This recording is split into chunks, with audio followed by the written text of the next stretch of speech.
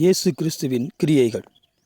இயேசு கிறிஸ்துவின் கிரியைகள் என்னவென்றால், குருடர் பார்வை அடைவார்கள், சப்பானிகள் நடப்பார்கள், குஷ்டரோகிகள் சுத்தமாவார்கள், செவிடர் கேட்பார்கள், தரித்திரருக்கு சுவிசேஷம் பிரசங்கிக்கப்படும். இவைகள் மத்தேயு 11ஆம் அதிகாரம் 1 முதல் 6 வசனங்களில் கிறிஸ்துவின் கிரியைகளை குறித்து சொல்லப்பட்டிருக்கிறது. அதாவது இது என்னவென்றால், கிறிஸ்துவின் ஆவி ஒருவனுக்குள் வருகிற பொழுது, ஒருவனுக்குள் இருக்கிற பொழுது இந்த கிறிஸ்துவின் கிரியைகள் அவன் மூலமாக வெளிப்படும். எப்படி ஒரு மனிதனுக்குள் ஒரு சிங்கத்தின் ஆவி வருகிற பொழுது அவன் சிங்கத்தின் குணங்களை வெளிப்படுத்துவானோ, அவ்விதமாக ஒருவனுக்குள் கிறிஸ்துவின் ஆவி வருகிற பொழுது, கிறிஸ்துவின் ஆவி அவனுக்குள் இருக்கிற பொழுது இந்த கிறிஸ்துவின் கிரியைகள் வெளிப்படும். இன்று நீங்கள் இந்த கிறிஸ்துவின் கிரியைகளை நீங்கள் கண்டிருக்கிறீர்களா? இந்த கிறிஸ்துவின் கிரியைகள் ஆதி அப்போஸ்தலர்களின் காலத்தில் அதிகமாக செயல்பட்டது. அவர்கள் எந்த கிறிஸ்துவை பிரசங்கித்தார்களோ அந்த கிறிஸ்துவின் குணங்கள் மட்டுமல்ல, அந்த கிறிஸ்துவின் கிரியைகளை குறித்து அவர்கள் எவைகளெல்லாம் பிரசங்கித்தார்களோ அவைகளெல்லாம் சம்பவித்தது. அதனாலே தான் கிறிஸ்துவின் ஆவி அவர்களுக்குள் இருந்தபடியினால்தான் அவர்கள் கிறிஸ்தவர்கள் என்று அழைக்கப்பட்டார்கள். அந்த ஆதி அப்போஸ்தலர்களுக்குள் இருந்த அதே ஆவியானவர் இன்றும் இருக்கிறார். ஒவ்வொருவருக்குள்ளேயும் அதே விதமான கிரியை செய்யும்படியாக அவர் காத்து கொண்டிருக்கிறார். ஆனால் கிறிஸ்துவின் ஆவியானவரை ஏற்றுக்கொள்கிற மனப்பான்மைதான் இங்கிருக்கிற கிறிஸ்தவர்களுக்குள் இல்லாதிருக்கிறது. நீங்கள் உங்களுக்குள் கிறிஸ்துவின் ஆவி வருவதற்கு நீங்கள் உபவாசிக்க வேண்டும், ஜெபிக்க வேண்டும், இன்னும் அதிக நேரம் ஜெபிக்க வேண்டும். அப்படிப்பட்டதான காரியங்கள் அல்ல. நீங்கள் அவரை விசுவாசிக்க வேண்டும், அவரை நீங்கள் விரும்ப வேண்டும். அநேக ஜனங்களை குறித்த உங்களுடைய பாரங்கள் உங்களுக்குள் வந்தாலே போதும், நீங்கள் கிறிஸ்துவின் ஆவியை விரும்ப ஆரம்பித்து விடுவீர்கள். ஏனெனில் கிறிஸ்துவின் ஆவிதான் பிறருக்கு நன்மை செய்கிறவைகளாக இருக்கிறது. அவர்கள் எதிர்பாராத வகையில், இயற்கைக்கு மேற்பட்ட வகையில் அவர்களுக்கு வேண்டிய தேவைகளை அது சந்திக்கிறதாய் இருக்கிறது. ஒரு குருடர் பார்வை அடைகிறார்கள். இப்படி எங்கேயாவது நீங்கள் கேள்விப்பட்டிருக்கிறீர்களா? நீங்கள் பார்த்திருக்கிறீர்களா? அன்று ஆதி அப்போஸ்தலர்களாக இருந்த எல்லோரிடத்திலும் இவ்விதமான கிரியைகள் நடைபெற்றது. நீங்கள் ஒரு ஊருக்கு சென்று பிறவி குருடனாக இருக்கிற ஒருவருடைய குருடருடைய பார்வையை உங்களுக்குள் இருக்கிற கிறிஸ்துவின் ஆவியானவர் அவருடைய கண்களை திறந்தால் அந்த ஊரிற்கு ஒரு ரட்சிப்பு வரும் அல்லவா? நீங்கள் அந்த இயேசுவை குறித்து தைரியமாய் பிரசங்கிக்கலாம் அல்லவா? நீங்கள் மட்டுமல்ல, உங்களுக்கு பின்னாடி வருகிறவர்களும் இயேசுவின் நாமத்தை மிகவும் அருமையாக பிரசங்கிக்கலாம் அல்லவா? எவ்வளவு அதிகமான ஊழியங்கள் நடைபெறும். அநேகர் இயேசு கிறிஸ்துவை ஏற்றுக்கொள்வார்கள் அல்லவா? ஏன் அந்த மாதிரியான வெளியரங்கமான அற்புதங்கள் ஏன் இன்று நடக்கவில்லை? ஏனெனில் கிறிஸ்துவின் ஆவி இல்லை என்று நினைக்கிறேன். சப்பானிகள் நடக்கிறது, குஷ்டரோகிகள் சொஸ்தமாகிறது, செவிடர் கேட்கிறது, இவைகளெல்லாம். தரித்திரருக்கு சுவிசேஷம் பிரசங்கிக்கப்படும் என்கிற அந்த ஒரு கிரியை மாத்திரம்தான் அநேக இடங்களில் பரவலாய் நடைபெற்று கொண்டிருக்கிறது என்று நினைக்கிறேன். இல்லை என்றால் வயிற்றில் கட்டி மறைகிறது, வயிற்று வலி போகிறது, இன்னும் உள்ளான புற்றுநோய் மறைகிறது. உள்ளான அநேக கிரியைகள் தான் சொல்லப்பட்டு வருகிறது. எங்கேயும் வெளியரங்கமான கிரியைகள் நடக்கவில்லை. அது நடக்கவில்லை என்றால் நடக்கவே இல்லை என்று சொல்லவில்லை. 1% நடந்திருக்கலாம், அங்கு ஒன்று இங்கு ஒன்று நடந்திருக்கலாம். அவைகள் அல்ல. ஏனெனில் கிறிஸ்துவின் ஆவியானவர் வல்லமை அற்றவர் அல்ல, வல்லமை குறைந்தவர் அல்ல. அவர் அப்படிப்பட்டவராக இல்லை. அவர் வல்லமை உள்ளவரும், அவர் எப்பொழுதும் அதே கிரியை செய்யக்கூடியவருமாக இருக்கிறார். அதனால் ஏன் இந்த கிறிஸ்துவின் கிரியைகள் நடக்கவில்லை என்று யோசிக்கிற பொழுது, ஒருவனுக்குள் கிறிஸ்து பிறந்திருக்கிறார், கிறிஸ்துவின் ஆவி அவனுக்குள் இருக்கிறது, இல்லை என்று சொல்ல முடியாது. அவனுக்குள் கிறிஸ்துவின் ஆவி இருக்கிறது. ஆனால் அவனுக்குள் பிறந்த கிறிஸ்துவானவர் வளரவில்லை என்பதுதான் காரணமாயிருக்கிறது. ஒருவனுக்குள் பிறந்த கிறிஸ்துவானவர் அவனுக்குள் வளர வளர அவனிலிருந்து கிறிஸ்துவின் கிரியைகள் அந்த எண்ணிக்கையானது அதிகரித்து கொண்டே இருக்கும். அப்படியானால் இன்று அநேகருடைய இருதயத்தில் இயேசு குழந்தை இயேசுவாகத்தான் இருக்கிறார். அதனால்தான் வெளியரங்கமான கிரியைகள் எதுவுமே நடைபெறாமல் இருக்கிறது. நீங்கள் நன்றாக கவனித்து பாருங்கள். உங்களுக்குள் இருக்கிற கிறிஸ்து, அந்த குழந்தை இயேசுவானவர் வளர்ந்து கொண்டிருக்கிறாரா? அவர் வளர வேண்டுமானால் அவருக்கு தேவையான ஊட்டச்சத்து என்ன? தேவனுடைய வார்த்தை தான். தேவனுடைய வார்த்தையை நாம் அதிகமாக கேட்பதும் அதிகமாக தியானிப்பதும் அதன்படி நடக்கும்படி நம்மை ஒப்பு கொடுப்பதும் தான் நமக்குள் இருக்கிற கிறிஸ்துவின் ஆவியானவரை வளரச் செய்யும். நீங்கள் குழந்தையாக உங்களுக்குள் கிறிஸ்து இருக்கிற பொழுது நீங்கள் கிறிஸ்து உங்களிடத்தில் பேசுவது எப்படிப்பட்டதாக இருக்கும் என்றால், அது சிந்தையிலும் இருதயத்திலும் உங்களுக்குள் தோன்றுகிற ஒரு காரியமாக இருக்கும். அதைத்தான் இன்று அநேகர் கர்த்தர் தன்னிடத்தில் பேசுகிறதாக சொல்கிறார்கள். கர்த்தர் பேசுவார் அப்படியும். ஆனால் நம்முடைய சுய சிந்தனைகளும் சுய எண்ணங்களும் இருப்பதற்கும் வாய்ப்புள்ளது. அது நல்ல எண்ணங்களாக இருந்தால் அவைகள் பரவாயில்லை. ஆனால் உங்கள் செவிகளில் இயேசு பேசுகிறாரா? நீங்கள் செவிகள் கேட்க உங்கள் கிறிஸ்துவானவர் உங்களிடத்தில் பேசுகிறாரா? உங்களுக்குள் கிறிஸ்துவானவர் வளர வளரத்தான் தேவன் உங்கள் செவிகள் கேட்க பேசுவார். அவைகள்தான், அப்படிப்பட்டவைகள்தான் நம்முடைய வேதத்தில் கர்த்தர் உரைத்ததாவது என்று பதிவு செய்யப்பட்டுள்ளது.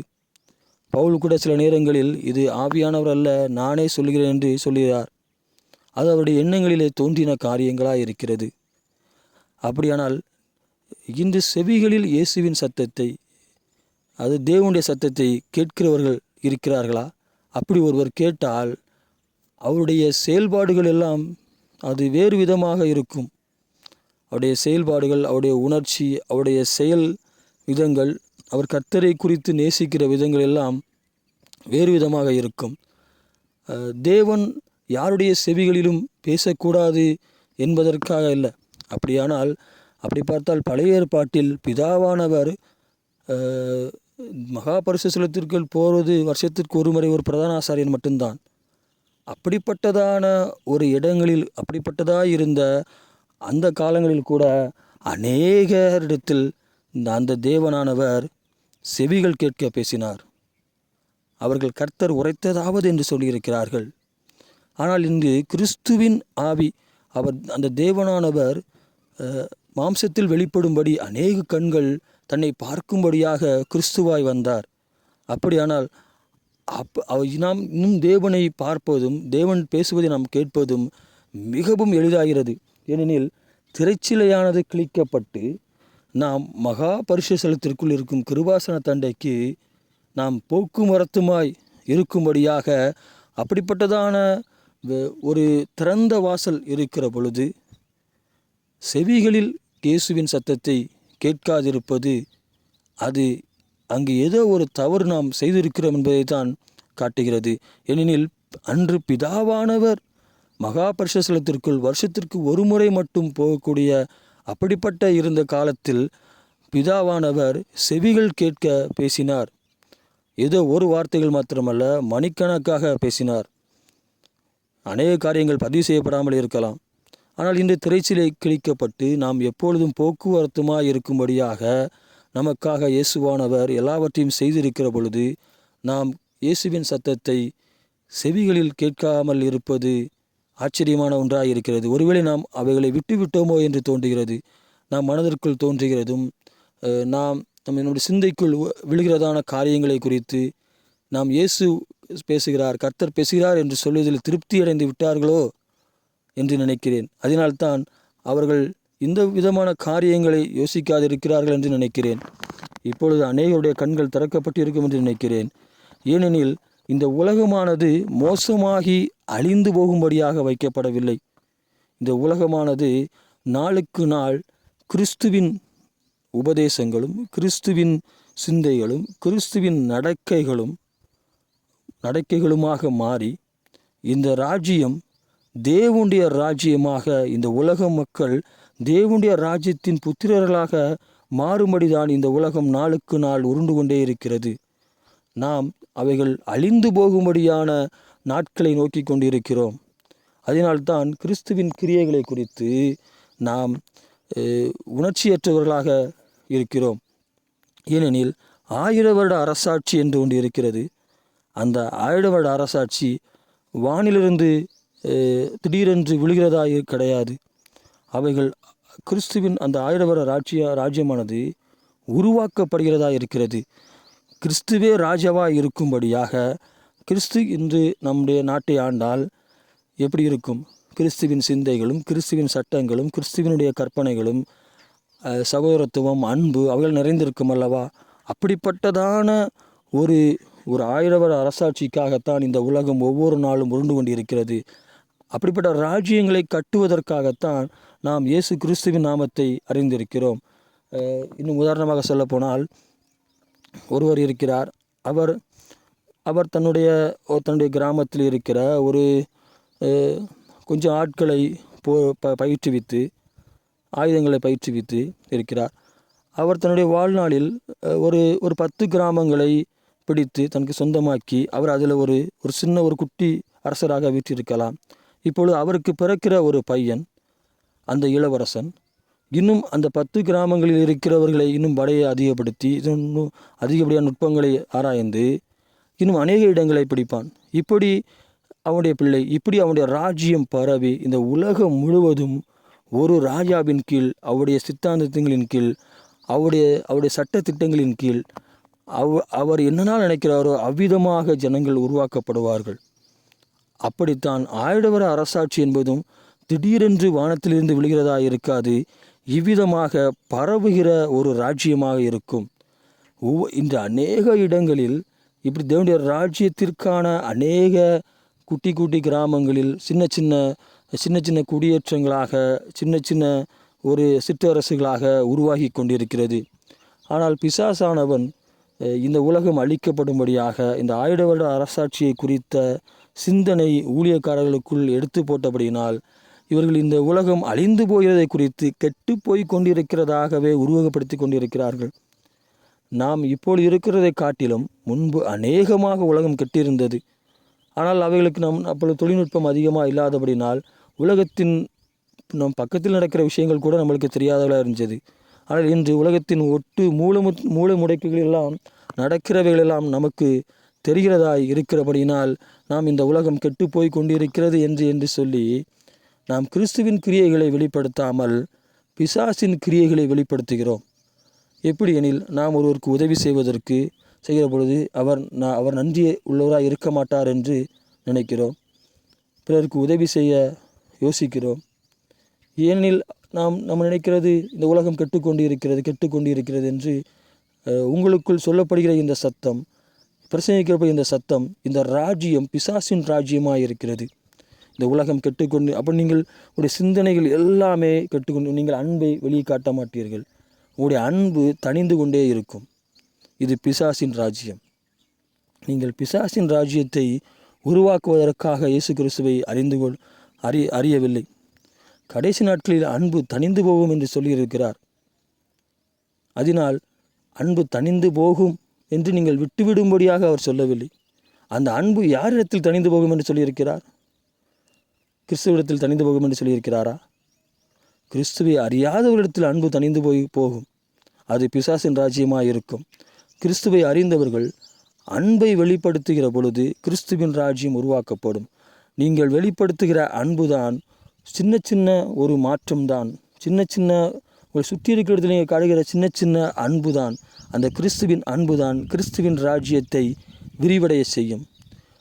உங்களுக்குள் இருந்து கிறிஸ்து அறிவிக்கப்படுவார்.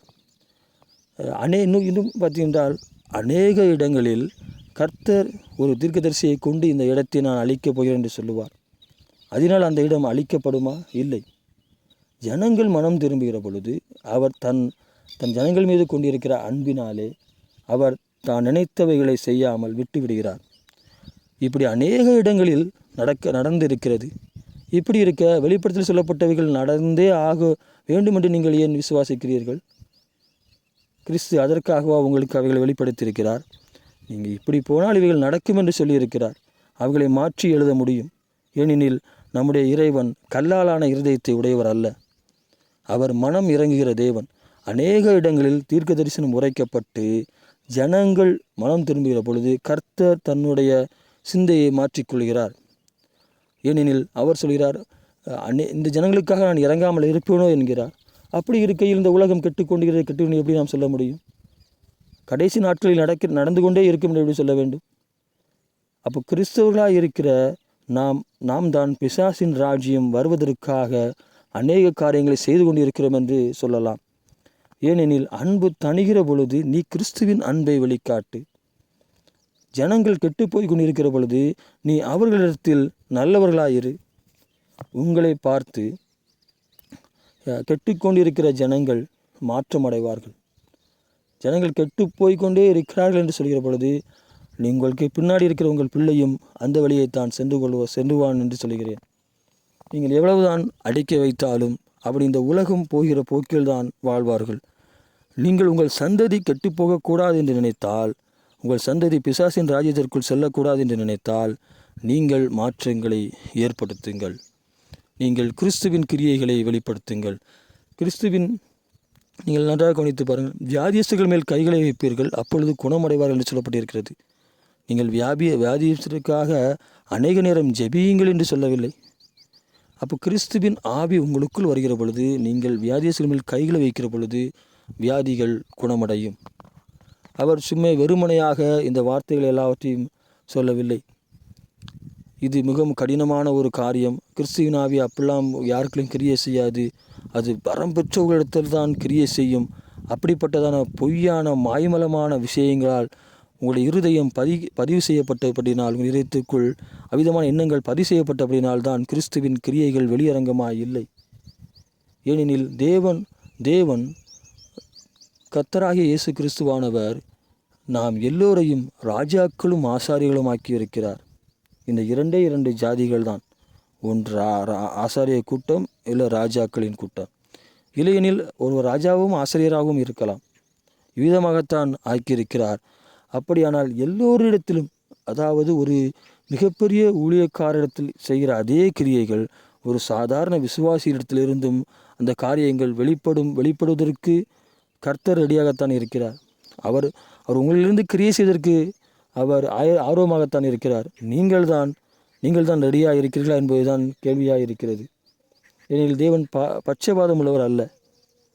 அவர் அப்படிப்பட்டதான காரியங்கள், ஏனெனில் அவருடைய இரத்தத்தினாலே எல்லோரையும் ஒரே மீட்பின்கள் கொண்டு வந்து விட்டார். எல்லோருக்கும் ஒரே விதமான வஸ்திரங்களை உடுத்திருக்கிறார்.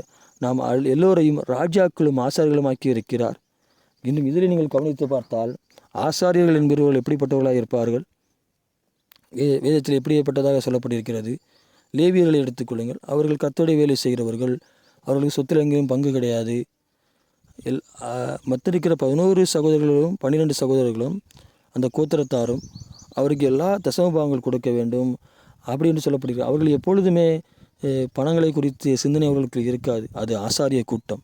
ஆனால் ராஜா என்கிறவன் மாளிகையில் வசதியுடன் ஆடம்பரமாக செழிப்பாக அப்படிப்பட்டவன் தான் ராஜாவாக இருப்பான். அப்போ ஒரு வாழ்க்கை, கிறிஸ்துவுக்குரிய ஒரு வாழ்க்கை, தன்னை கிறிஸ்துவுக்காக அர்ப்பணித்து கொண்டவர்கள் அப்படிப்பட்டவர்களாக இருக்கிறார்கள். பணங்களை குறித்து கவலை இல்லையெனில் அவருடைய சகோதரர்கள் அவர்களுக்காக கொடுக்கிறவர்களாக இருக்கிறார்கள். அவர்களுக்கு பணம் அப்படி பார்த்தால் ஒரு ராஜாவை காட்டிலும் ஒரு ஆசாரியன் மிகப்பெரிய செல்வந்தனாக இருப்பான். ஒரு ஊழியக்காரரிடத்தில் ஒருவர் 10,000 ரூபாய் சம்பளம், ஒருவர் 1000 ரூபாய் கொடுக்கிறார். அதே ஊழியக்காரருக்கு ஒரு 10 பேர் இருந்தால் ஒருவருடைய 10,000 ரூபாய் சம்பளம் அவருக்கு 10 தசமபாகத்தில் 10,000 ரூபாய் செல்லும். அதில் 20 பேர் இருந்தால் அங்கே இருக்கிற ஒரு விசுவாசியை காட்டிலும் அவருக்கு வருகிற வருமானம் அதிகமாக இருக்கும். அவர் கொடுக்கப்படுகிற அந்த பணத்தொகை அதிகமாக இருக்கும். அப்போ ராஜாக்களாக நீங்கள் இந்த உலகத்தில் ஒன்று நீங்கள் ராஜாவாக இருங்கள், இல்லையெனில் ஆசிரியராக இருங்கள். ராஜாவாக இருந்தால் சாலமனைப் போல இந்த உலகத்தில் என்னைப் போல வேகமாக துரிதமாக சம்பாதிக்கத்தக்கவன் யார் என்று சொல்லுங்கள். தேவனுடைய ராஜ்யம் கட்டுவதற்கு பணம் உதவி செய்யும். இந்த உலகத்திலே அநேகர்கள் பண தேவையில் இருக்கிறார்கள். இல்லையெனில் அவர்களுக்கு மன ரீதியான பிரச்சனையில் வார்த்தை தேவையாக இருக்கிறார்கள். இந்த 2 காரியங்கள் இருக்கிறது. வார்த்தையை பிரசங்கிப்பதற்கு ஆசாரியர்கள் உலகமெங்கும் அநேகர் இருக்கிறார்கள். தேவனுடைய ராஜ்யத்திற்கான இன்னொரு தேவையான பணத்தேவை. இந்த பணத்தேவையை நிறைவு செய்வதற்கு ராஜாக்கள் இவ்வளவு பேர் இருக்கிறீர்கள். கிறிஸ்தவர்களாக இருந்து ஐஸ்வர்யங்களாக இருக்கிறவர்கள் பணம் பிசாசுக்குரியது என்று சொல்லி தேவனுடைய ராஜ்யத்திற்கு பிச்சை போடுகிற பிச்சைக்கார மனநிலையில் இருக்கிறார்கள். தசமபாகம் அளவு கூட அவர்களுக்கு கொடுப்பது இல்லை. அநேகர் சொல்கிறேன். அப்படியானால் இப்படிப்பட்ட பிச்சைக்காரர்களை உருவாக்கியது இந்த வார்த்தையை பிரசங்கிக்கிறவர்கள் தான். அதனால் அவர்கள் லேவியர்கள், அவர்கள் ஆசாரியர்கள், இன்னொருவர் ராஜா. இந்த ஆசாரியர்கள் ராஜாக்களை பார்த்து நீங்கள் லேவியராகத்தான் இருக்க வேண்டும், நீங்கள் ஆசாரியராகத்தான் இருக்க வேண்டும் என்று போதிக்கிறதினால் அந்த ராஜாவானவன் சம்பாதிக்க மறந்து விடுகிறான். இல்லையெனில் சம்பாதிப்பதற்கு வேறு வழியை தேடிக்கொள்கிறான். வேறு வழியை தேடிக்கொண்டு சம்பாதிக்கிற பொழுது இது பாவமான பணம் என்று கடவுளுக்கு கொடுக்க மறுக்கிறான். இல்லையெனில் நாம் இந்த ஐஸ்வர்யம் நான் சம்பாதித்தவைகள் என்னுடைய திறமையினால் ஞானத்தினால் வந்தது என்று அந்த ஐஸ்வர்யத்தை எடுத்து கொடுத்தால் அவனுக்கு கொடுத்திருக்கிற பணமோ ஐஸ்வர்யமோ குறைந்துவிடும் என்று நினைக்கிறான். கர்த்தர் அதை கொடுத்தார் என்றார். ஏனெனில் நாம் கொடுத்தால் திரும்ப கொடுப்பார் என்றும் அது ஊறிக்கொண்டே இருக்கும் என்றும் அவனுக்கு தெரிந்திருக்கும். கர்த்தரால் ஆசீர்வதிக்கப்பட்டவனுக்கு தெரிந்திருக்கும். அதனால்தான் அநேக கர்த்தரால் ஆசீர்வதிக்கப்பட்டவர்கள் அள்ளி கொடுத்து கொண்டே இருக்கிறார்கள். அவருடைய பணங்கள் ஊறிக்கொண்டே இருக்கிறது. இந்த 2 விதமான ஊழியங்கள் இருக்கிறது. நீங்கள் ராஜாக்கள், இன்னொருவர் ஆசாரியர். சில ராஜாக்களும் ஆசாரியர்களும் கூட சில பேர்கள் இருக்கலாம். சரி, இப்பொழுது நீங்கள் கிறிஸ்துவின் கிரியைகளை நீங்கள் வெளியரங்கமாய் காட்ட வேண்டிய நேரமாய் இப்பொழுது இருக்கிறது. அதனால் நீங்கள் விரும்புங்கள், உங்களுக்குள் இருக்கிற கிறிஸ்துவானவர் எப்படி வளர வேண்டும் என்று உங்களுக்கு உங்கள் கர்த்தராகிய இயேசுவானவர் உங்களிடத்தில் பேசுவார். நீங்கள் ஜெபிப்பதற்கும் அவர் உங்களிடத்தில் பேசுவதற்கும் சம்பந்தமில்லாமல் இருக்கலாம்.